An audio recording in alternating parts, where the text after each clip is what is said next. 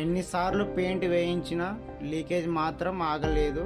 ఈ వాల్ మొత్తం డ్యాంప్నెస్ వచ్చింది. చాలా మంది గోడకు పెయింట్ వేసిన సెట్ అయిపోతుందని అనుకుంటారు, కానీ అసలు ప్రాబ్లం అక్కడ కాదు. మేము థర్మల్ స్కానింగ్ చెక్ చేస్తే లీకేజ్ పైనుంచి వస్తుందని తెలిసింది. వెంటనే స్లాబ్ పైకి వెళ్ళి చెక్ చేసాం. చూసే స్లాబ్ డ్యామేజ్ అయింది.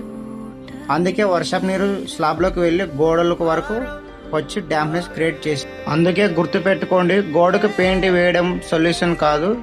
అసలు లీకేజ్ ఎక్కడుందో థర్మల్ స్కానింగ్తో కనిపెట్టి స్లాబ్కి ప్రాపర్ వాటర్ ప్రూఫింగ్ చేస్తేనే మన ప్రాబ్లం సాల్వ్ అవుతుంది. ముందుగా వచ్చేసి ఇక్కడ వర్క్ అనేది మొత్తం క్లీన్ చేసాం. తర్వాత క్రాక్స్ ఏమైనా క్రాక్లో ఎపాక్సీ నింపాం.